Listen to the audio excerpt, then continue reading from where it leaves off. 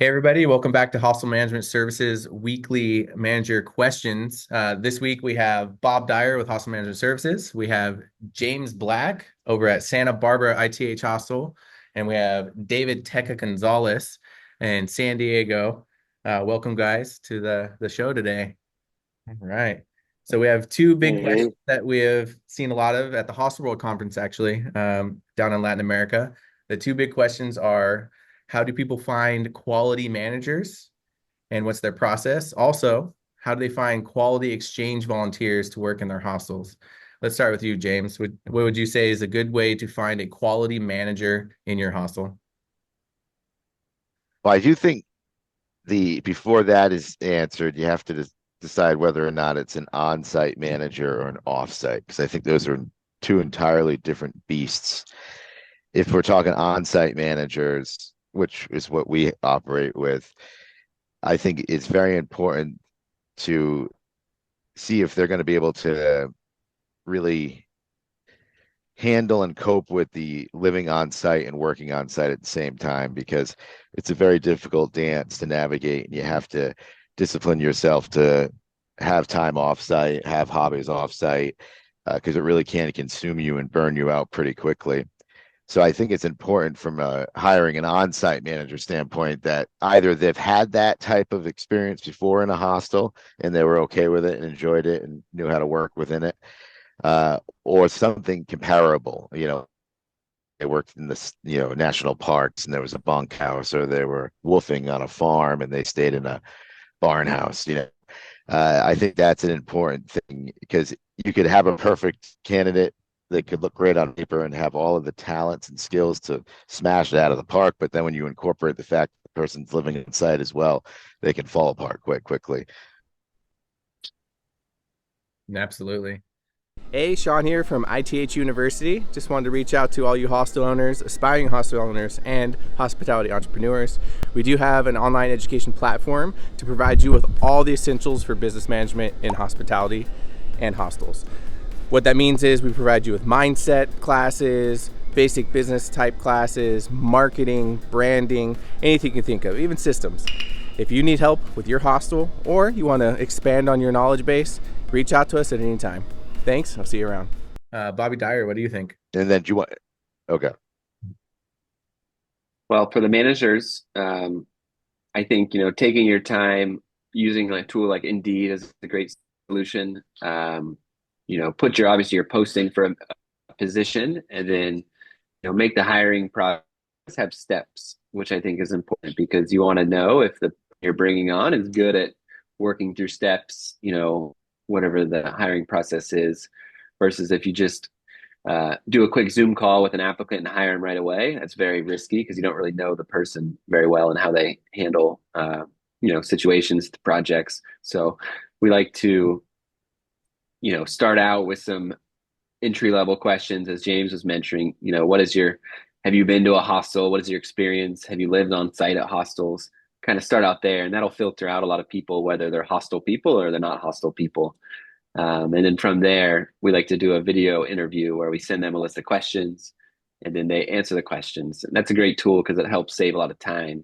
Because again, you can review the candidate, see if you like their vibe, see if that's the kind of person you want working alongside you at your hostel.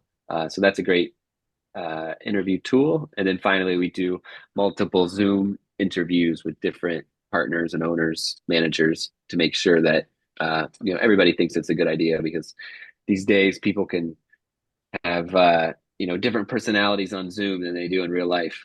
So that's interesting. So we like to get various opinions, and then, as we've learned, and again, as James mentioned, getting the person on site in person, maybe for even a test run, meet the person in site. If you're just interviewing them on Zoom, sometimes a completely different person can show up in reality. So it's important to kind of have a few layers of the interview process, have them send some questions, make sure they're a hostile person, make sure they know how to manage people, because it is a fun job, but managing it is a different situation. So you want to make sure you have a well-rounded person, and then have all partners or managers and owners interview them and really get a feel for it. You don't want, it's such an important decision when you bring somebody on. So you really want to make sure you get the right people, and that could be the deal breaker for your business if you hire a good person versus a bad person. So we Absolutely. recommend stretching it out. And with the cultural exchange or volunteers, similar situation, not as maybe not as intensive because a lot of them don't have as much experience, but have them fill out a video questionnaire. So again, you can see what this person's like, but have them answer questions, get a feel for their vibe, and then do a few interviews with them. And if you the great people we've found will follow the process. They'll do the extra work to get through. And those are the kind of people you want to work with on a day-to-day basis. So kind of making the job interview process like a job we found uh, works well. It's amazing how many people interview so poorly or send in a really bad resume or just, answer questions with anger, and you're just shocked. Like, why would anybody hire somebody if they're already angry in the interview process? So, Mhm. um, stretching it out has definitely helped us find better candidates. Absolutely. That makes sense. And then David Tecca, I think out of most people in the hostel industry, you've probably trained more volunteer members in a busy environment than probably anybody else. What do you look for when you're training a new staff or exchange member when they're coming on after they've gone through this extensive interview process? What is it that you see that is consistent across exchange members that typically will tell you they're going to be a good fit? Um, well, going back to the other question, I agree with both, like hire slow, fire fast. So Mhm. basically what I'm looking for when I'm training a new volunteer is how their pace is going. So everyone does an interview and they put it their all, they give it 150%. But when they show up to work, they're not always there. So it's always going to be um, a lot of people peak out really soon and then they just start decreasing. So you have to, figure out where they're at. Um, but when you can tell someone is good is when they ask you a question like, okay, what's next? What do I do now? You need help with this? Oh, I found this project. They start up their own. They start cleaning, doing special projects without you asking them. That's something that I look forward to. Someone that I don't see usually within the first day, I can tell that someone is not good.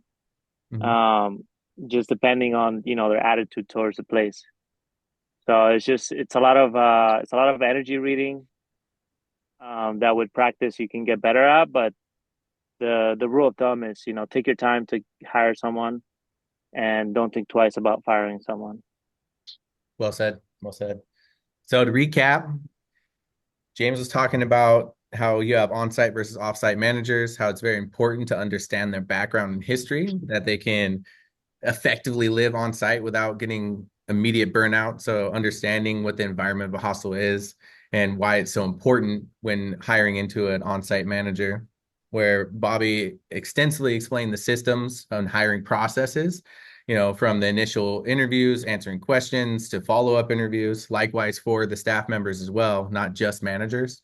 And then David, of course, talked about hire slow, fire fast, and then of course training, paying attention to whether they have initiative and can ask more questions, if they're willing to take on more tasks and looking to provide value to that actual establishment versus people who don't show a lot of initiative, show a dry energy when they're coming in. And overall, I think we covered managers and exchange members for hiring. That's all for us today. We appreciate you coming in, and we'll see you next time. Bye.